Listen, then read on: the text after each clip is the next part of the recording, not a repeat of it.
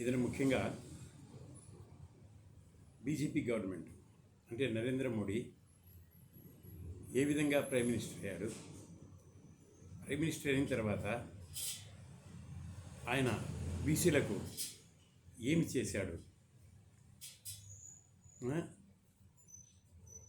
మరి అనేది వివరిస్తూ మళ్ళీ ప్రస్తుతం బీసీలు చేయాల్సింది ఏమిటి అనేది వివరించదలుచుకున్నాను ఈ దినం. ముఖ్యంగా నరేంద్ర మోడీ 13/9/2013లో బీజేపీ ఆయన్ను ప్రైమ్ మినిస్టర్ క్యాండిడేట్గా అనౌన్స్ చేసింది. దాని తర్వాత అక్టోబర్ నుంచి ఆయన క్యాన్వాసింగ్ మొదలుపెట్టాడు. అయితే ఏమని చెప్పుకొని మొదలుపెట్టాడు? నేను ఒక బీసీని, నేను ఒక అణగారిన కులాల నుంచి వచ్చాను, నన్ను నీతి జాతి అంటుంది సోనియా గాంధీ, నన్ను చావాలంటున్నారు, నాకు ఓడిపోతే ఛాయ్ తాపించమని చెప్పేసి మణిశంకరయ్య చెప్తున్నాడు. ఇలాంటివన్నీ చెప్పుకొని తన ఓబీసీ స్టేటస్ను బట్టబయలు చేస్తూ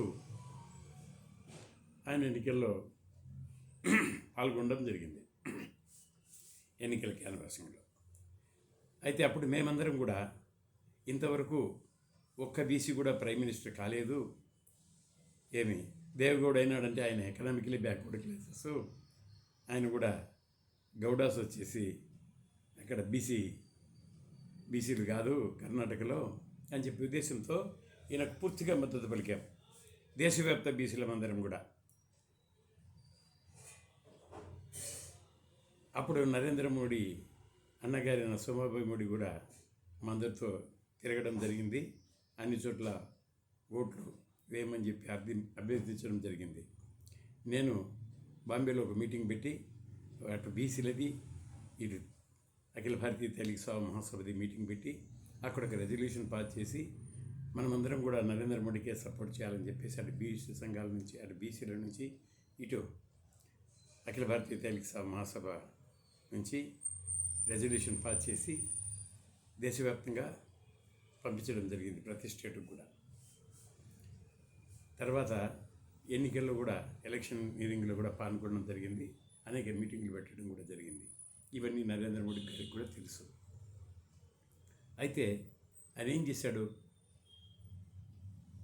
బీసీలకు మొట్టమొదట ఎన్సీబీసీకి చట్టబద్ధత కల్పించాడు. కల్పించిన తర్వాత ఆ చట్టబద్ధత కల్పించినప్పుడు యాక్చువల్గా ఎస్సీ ఎస్టీలతో సరిసమానంగా బీసీలకు చట్టబద్ధత కల్పించడం కరెక్టే. కల్పించిన తర్వాత ఏం చేశాడు? మళ్ళీ ఈ బీసీ బిల్లులో ఒక అమెండ్మెంట్ తెచ్చాడు. ఏమని తెచ్చాడు? స్టేట్స్కి కూడా అంటే ఎస్సీ ఎస్టీలకు 338A బి వచ్చేసి బీసీలకు, 338 వచ్చేసి మన ఎస్సీలకు, తర్వాత ఎస్టీలకు, తర్వాత బీసీలకు, ఏ వచ్చి ఎస్టీలకు, తర్వాత బీసీలకు.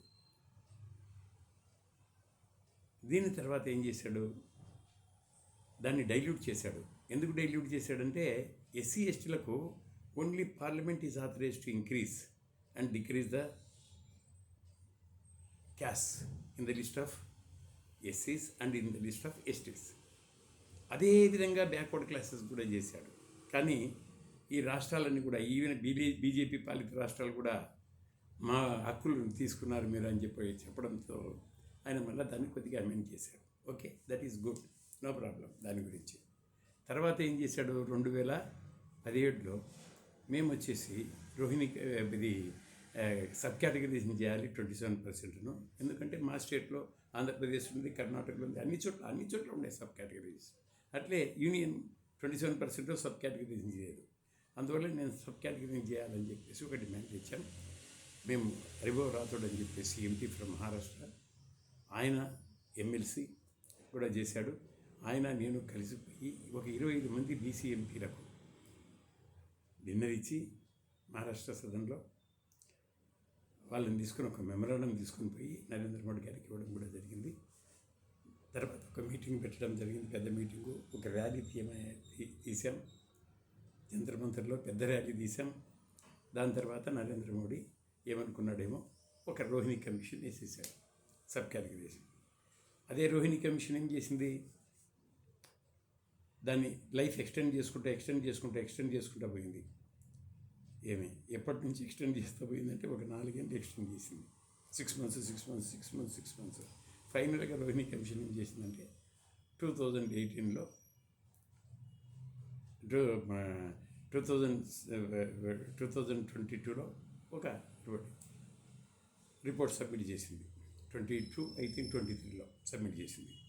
తర్వాత ఏమైంది,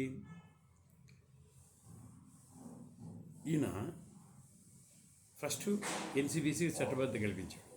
నెక్స్ట్ 27% సబ్ కేటగిరైజేషన్ గాను రోహిణి కమిషన్ వేశారు. దాంతో 2019లో బీసీలందరూ మూకుమ్మడిగా మళ్ళీ ఓట్లు వేసినందువల్ల 303 సీట్స్ వచ్చాయి. మొట్టమొదటి 282 వస్తే ఇప్పుడు 303 సీట్స్ వచ్చాయి, ఎక్కాయి. కానీ దాని తర్వాత ఏం చేశాడంటే రోహిణి కమిషన్ రిపోర్ట్ను కూడా ఒక దీంట్లో వేసేసాడు, బుట్టదాఖలు చేశాడు. ఎక్కడ పెట్టాడేమో మండల్ కమిషన్ మాదిరి చేసేసాడు. మండల్ కమిషన్ కూడా అప్పుడు బుట్టదాఖలు చేసి ఉన్నింది. చేసింటే మళ్ళీ తర్వాత విపి సింగ్ గారు దాన్ని దుమ్ము దులిపి తీసి రిజర్వేషన్స్ ఇవ్వడం జరిగింది. నరేంద్ర మోడీ కూడా అదే మాదిరి దీన్ని బుట్టదాఖలు చేశాడు, వెనకల సీల్ చేశాడు, దాన్ని లోపలేసి.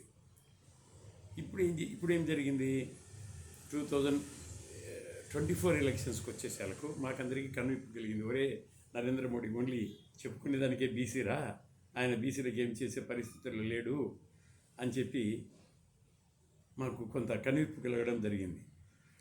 ఈ బీసీ నాయకులు ఉన్నారు చూసారా, మా బండారు దత్తాత్రేయ గవర్నర్ కాబట్టి మాట్లాడలేడు అనుకోండి. ఈయన doctor Laxman OBC cell chairman, BCB national chairman, ఆయన కానీ ఈ బండి సంజయ్ గారు కానీ ఇలా ఇంకా మిగతా బీసీ లీడర్స్ కానీ ఎవరు మాట్లాడే పరిస్థితులు లేరు బీసీల గురించి. ఇది వాస్తవం కూడా. ఇప్పుడు ఏదో బండి సంజయ్ నేను పోయి బీసీ సమస్యల మీద ప్రధానితో చర్చిస్తాను అన్నాడు. ఏం చర్చిస్తాడో ఏమో మాకే ఆయనకు మొట్టమొదటి అవగాహన ఉండాలి కదా ఏం చర్చించాలనేది. ఈ విధంగా ఆయన ఈ రెండిట్లో చేసినందువల్ల మనకు అన్యాయం చేస్తున్నాడనే ఉద్దేశంతో మనం ఏం చేసాం ఈసారి దేశవ్యాప్తంగా కులగణన చేయనన్నాడు. కులగణన చేస్తే కులాల మాదిరిగా దేశాన్ని విభజించదలుచుకోలేదన్నాడు. ఇది ఏమిటి, కులాల మాదిరిగా ఎక్కడన్నా విభజిస్తారా? ఏదైనా విభజన జరుగుతుందా? ఏమిటిది? 1931లో సెన్సెస్ జరిగింది.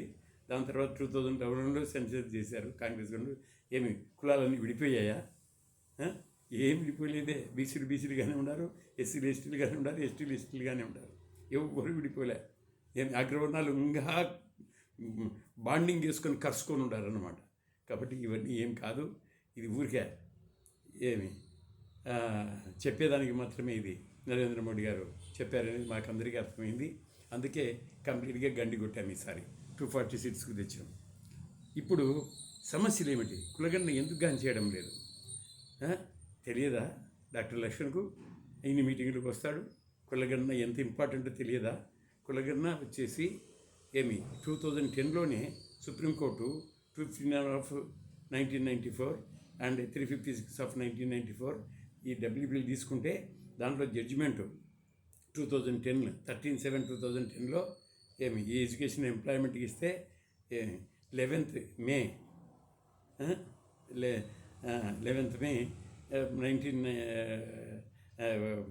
దీంట్లో 2010లో ఇక్కడ మనకు ఈ దీంట్లో లోకల్ బాడీస్లో ఇచ్చింది. ఏమని ఇచ్చింది?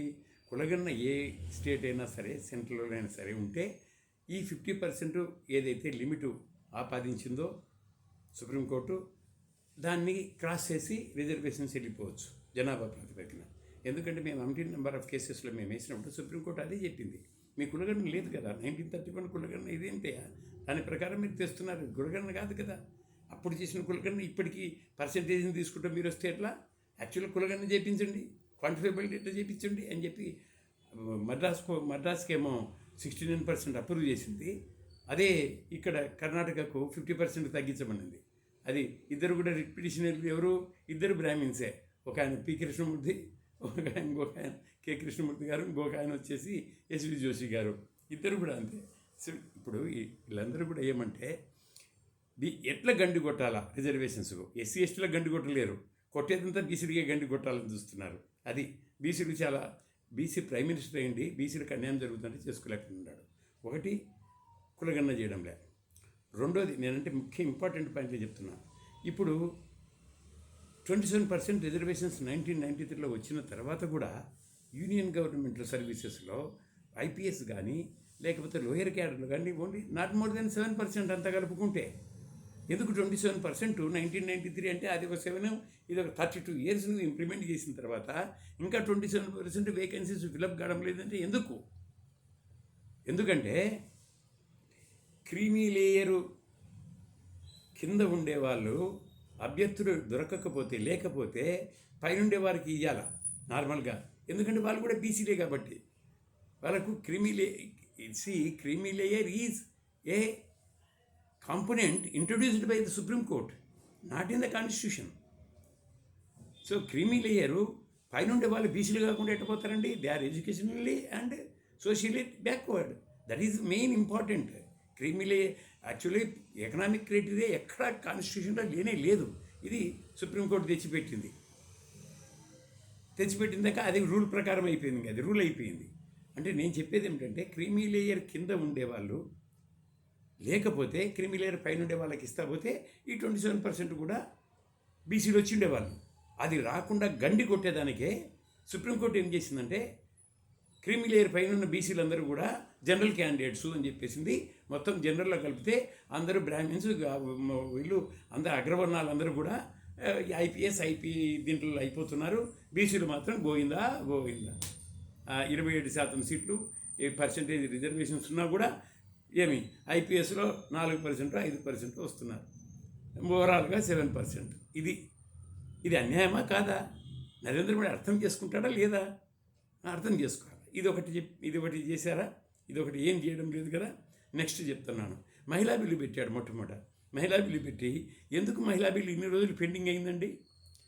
లాలూ ప్రసాద్ యాదవ్ కానీ, ములాయం సింగ్ యాదవ్ కానీ, మాయావతి కానీ అగ్నెస్ట్గా పోయి ఆ బిల్లును చించి పారేసి నానాకంగా చేస్తే కదా అది పెండింగ్ అయిపోయింది. ఎందుకు పెండింగ్ అయింది? ఎందుకంటే మహిళా బిల్లులో సబ్ కోటా లేదు. ఎస్సీ ఎస్టీలకి ఉంది కానీ బీసీలకు లేదు. బీసీలకు ఎందుకని సబ్ కోటా ఇవ్వకూడదు? మొత్తం బీసీలు అందరూ ఆ పొలిటికల్లో క్రీమీ లేయర్ లేదు కదా. పొలిటికల్ దీంట్లో క్రీమీ లేయర్ లేదు. అది సుప్రీంకోర్టు జడ్జిమెంట్ ఇచ్చింది కదా. Creamy layer is not a political అని కె కృష్ణమూర్తి కేసులో. అటువంటి పేరు క్రీమీ లేయర్ లేనప్పుడు బీసీలో మహిళా కోట ఉండాలనా లేదా? అది కూడా లేదు. మహిళా కోటలే. ఓన్లీ ఆయన ఏం చేశాడు? అక్కడ ఉన్న దొరసాలని తెచ్చి లోక్సభలో కూర్చోబెట్టాలని ట్రై చేశాడు. ఇది నరేంద్ర మోడీ గారు చేస్తున్నది. ఈ 3 items, ఒకటి కులగన్న, ఒకటి క్రీమీ లేయర్ కింద ఉండే వాళ్ళు లేకపోతే క్రీమీ లేయర్ పైన ఉండే వాళ్ళకి ఇవ్వాలి బీసీలకు. అది బీసీలతోనే బీసీ సీట్లు బీసీలతోనే చేయాలి. Whether irrespective of creamy layer కింద ఉండే వాళ్ళకి ప్రిఫరెన్స్ ఇవ్వాలి. క్రీమీ లేయర్ పైన ఉండే వాళ్ళకు తర్వాత వేకెన్సీస్ ఉంటే కనుక దాంట్లో చేర్పించాలి. ఇది న్యాయసూత్రం. దీనికి అధిగమించి మీరు పోతే ఎట్లాంటి? సుప్రీంకోర్టు ఏదో చెప్పిందని చెప్పేసి బిల్లు పెట్టండి. నువ్వు నిజంగా బీసీబీ అయితే నువ్వు నిజంగా ఇప్పుడు బీసీ కంట్రవర్సీ వచ్చింది నీ మీద, కానీ మేము చెప్తున్నాం నువ్వు బీసీబీ అని, బ్యాక్వర్డ్ క్లాసెస్ అని. ఎందుకంటే నాది కూడా గాండ్లా క్యాస్ట్, నేను కూడా తెలియనే, మీరు కూడా తెలియనే. కాబట్టి I know I was getting ఇది scholarships from 9th standard onwards. If I'm not a BC, how can central government grant scholarship? కాబట్టి ఇదంతా కూడా ఇదంతా ఊరికే వాగ్వాదానికి వాళ్ళు చెప్పుకుంటున్నారు. కానీ నరేంద్ర మోడీ 100% బీసీనే. దేర్ ఇస్ నో 1994లోనే అలాంగ్ విత్ 104 క్యాస్ట్, ఈ క్యాస్ట్ కూడా మోదుగాంచి కూడా చేర్చబడింది. ఆయన అప్పుడు ఏ పదవి లేదు, ఏమీ లేదు, ఆయన బీసీనే. కానీ బీసీలకు గండి కొడుతున్నాడు అంతే. ఇంకా ఒకసారి కృష్ణయ్యను మావాడు ఎవరో అన్నారు బీసీ ద్రోహి అని. ఆ విధంగా మేము కూడా నాకు చూస్తుంది నరేంద్ర మోడీ బీసీ ద్రోహి అని. ఎందుకంటే మాకేం చేయడం లేదు కాబట్టి. బీసీలకు ఎందుకే బీసీలు అంటే పుట్టినామయ్యా మనం బీసీలలో. మన పుట్టికే BC backward classes, other backward class. అటువంటిప్పుడు మన జాతికి మన దీనికి వాళ్ళకి అందరినీ చేయవయా, కనీసం మన వాళ్ళకు కొంత చేయాలి కదా. కాబట్టి ఇప్పుడు నేను చూస్తున్నా ఈ కరీంనగర్ దీంట్లో ఏమి ఉపాధ్యాయుల దీంట్లో ఏమి బీజేపీ వాడు గెలుస్తున్నాడని, అరే ఎంత అన్యాయం అండి. ఏమి టీచర్లలో బీసీలు లేరా? ఈ అమ్మ సిగ్గులేని మీరు టీచర్లు అందరికీ చదువు చెప్పాల్సింది వచ్చి మా అటువంటికి నేర్పించాలంగా మీరు. మేము తప్పు చేస్తూ ఉంటే అటువంటి మీరు పోయి బీజేపీ ఓట్లు వేయడం ఏమిటే నాకు అర్థం కావడం లేదు. చీ చీ చీ చీ నిజంగా సిగ్గుచేయండి. మన బీసీలు ఈ విధంగా చేస్తే ఎప్పటికీ బాగుపడరు. ఇంతవరకు నేను చెప్తున్నా. అంటే మీరు కాదు, మీ సంతానము, మీ ఇది మీ సంతానానికి, మీ రాబోయే యువకులకు వాళ్ళకు వాళ్ళ భవిష్యత్తుకు గండి కొడుతున్నారు మీరందరూ కూడా. కాబట్టి ఇప్పటికైనా సరే మేల్కొనండి. నరేంద్ర మోడీ ఈసారి 2029 ఎలక్షన్స్ లోపల ఏమి ఈ క్రిమిలేర్ పరిధి ఎందుకు పెంచడం లేదండి? క్రిమిలేర్ పరిధి ఎందుకు పెంచడం లేదు? ఎప్పుడో 2 లక్షలు ఉండే, తర్వాత 6 లక్షలు చేస్తుంది, తర్వాత 8 లక్షలు అయింది. 8 లక్షలు అయ్యి కూడా ఎప్పుడు ఒక 20 ఏళ్ళ క్రితం అయింది. ఐ థింక్ అటల్ బిహారీ వాజ్పేయి గారు ఉన్నప్పుడు ఐ థింక్ 8 లక్షలు చేశారు. 8 లక్షలు చేసిన తర్వాత ఇప్పుడు ఎన్ని సంవత్సరాలు అయిందండి? రివ్యూ చేయాలన్నా లేదా? కన్జ్యూమర్ ఇప్పుడు నువ్వు ఒకటి ఇన్కమ్ ట్యాక్స్కు 12 లక్షలు చేసింది కదా నిర్మలా సీతారామన్ గారు. అప్పుడు ఇన్కమ్ ట్యాక్స్ 12 లక్షలు చేసింది కింద ఉండే వాళ్ళందరూ బీసీ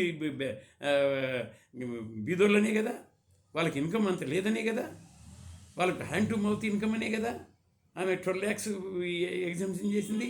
అటువంటిప్పుడు నువ్వు 8 lakhs క్రిమిలేర్ పెట్టి 12 lakhs అది పెడితే నీకు ఎట్లయ్యా? నీకు ఏ విధంగా మీరు మేధావులు అయిపోయి ప్రైమ్ మినిస్టర్ పోస్టుల్లో వెళ్ళిపోయారా? నాకు అర్థం కావడం లేదు. నిర్మలా సీతారామన్ గారు కూడా కొద్దిగా థింక్ చేయాలి. క్రిమిలేర్ని ఇంక్రీజ్ చేసేసేయాలి. 12 కాకపోతే 15 చేయండి. ఏమవుతుంది క్రిమిలేర్ 15 చేసేదానికి? మీ ఇష్టం, మీ రాజా అది. Supreme Court cannot order that you limit creamy layer to 8 lakhs or 10 lakhs అని చెప్పలేదు.